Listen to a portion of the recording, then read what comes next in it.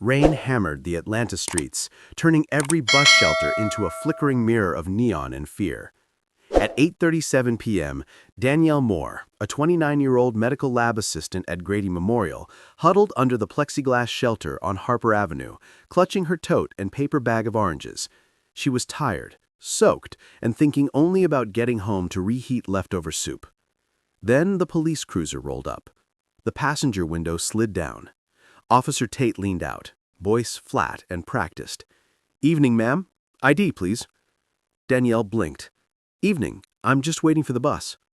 The officer beside him, Miller, stared ahead, the red light on his body cam blinking like a pulse.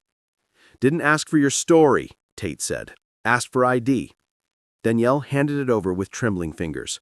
He read the name twice. "Where are you headed, Miss Moore?" "Home. Just got off work." "From where?" "Medical lab." He handed the card back slow, eyes lingering on her ring. The bus ETA jumped from 3 minutes to 10. "I'll stay right here," she said softly. "I'm not trouble." He opened his door. "Step away from the shelter." "Am I being detained?" "Because I said so." Her throat tightened. "I'm just turning on my camera." The phone reflected her face. Wet lashes, steady eyes. She pressed record. "Put the phone away," Tate snapped. "It's legal to film," she said quietly. He reached. She stepped back.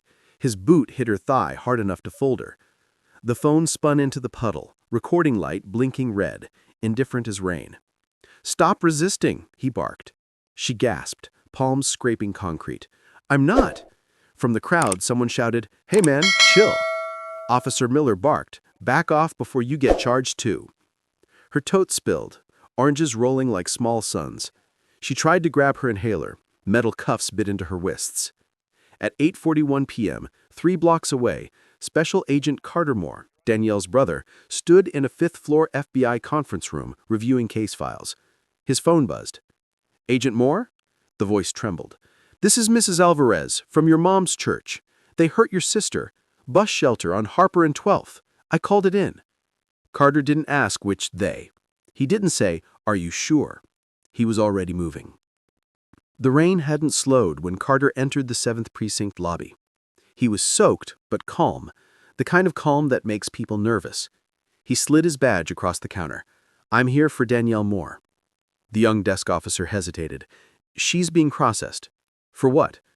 "Disorderly conduct. Resisting." Carter's voice stayed level. "I'm not here as an agent. I'm here as family. I'm requesting a medical evaluation and preservation of all body cam footage. Get your sergeant." Minutes later, Sergeant Hall, gray-templed, opened the door. "You're here for Miss Mora." "My sister. She has asthma. Her inhaler's in the bag your officer knocked to the ground." Hall nodded toward a corridor. "She's in process 1. We'll get her looked at." They walked past a smell of copier toner and floor wax. At the 12th step, Carter saw Officer Tate. "You're Tate?" he asked evenly. The man's mouth twitched. "You'll be asking for your boot to be photographed." He didn't stop walking. Inside the room, Danielle sat on a bench, soaked and trembling, her tote open on the floor like evidence. "You weren't supposed to come," she whispered. "I know, but I had to." Her leg throbbed purple. Her palm was raw from pavement grit. "Medic's on the way," said Officer Murphy, a quiet woman with kind eyes. She fetched the inhaler, pressed it into Danielle's hand. Carter photographed the bruise and the scuffed skin, every shot steady and precise. "You don't have to be brave," he said. "How I am is humiliated." "Good. Hold on to that. I'll use it." When the medic confirmed a muscle contusion, Hall tried to move ahead with booking. "No," Carter said flatly. "Hospital first. Read your own policy." Hall hesitated, then relented. "We'll print and release." As they left, the young desk officer stopped him. "There's a Mrs. Alvarez here asking for you." He met her in the lobby. She handed him a damp grocery bag. "I picked up what I could," she said, oranges and Danielle's badge inside. "I filmed until he knocked her phone down.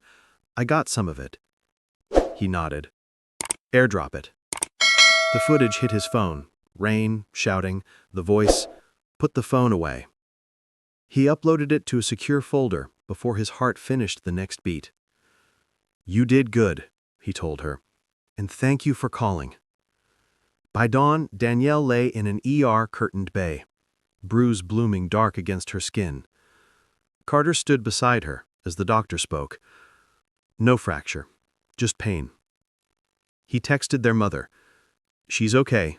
I'm with her." Then an alert flashed. Transit camera, Harper and 12th, offline 8:34 to 9:02, scheduled maintenance. "Of course," he muttered. He promised his sister, "We'll find another angle." And he did. Bus dash cams, market security feeds, witness videos, every perspective that proved the truth the city tried to erase. By noon, he placed the folder on the internal affairs desk. Body cam logs, bus footage, citizen recordings, medical records. When they asked for his motive, he said, "I'm not after revenge, I'm after the record." That afternoon, Officer Tate was suspended pending investigation. A week later, Danielle returned to the same bus shelter on Harper and 12th.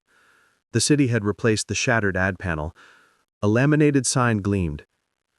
"Public recording of officials in public spaces is lawful." She touched the bench. "It looks so normal," she said. "That's the worst part," Carter replied. Mrs. Alvarez appeared with her knit cap and said, "I brought the choir, not to sing, but to stand." Neighbors lined the curb quietly, shoulders brushing in solidarity. Sometimes justice doesn't roar. Sometimes it simply stands in the rain and refuses to move. If this story moved you, don't look away. Share it, comment, subscribe.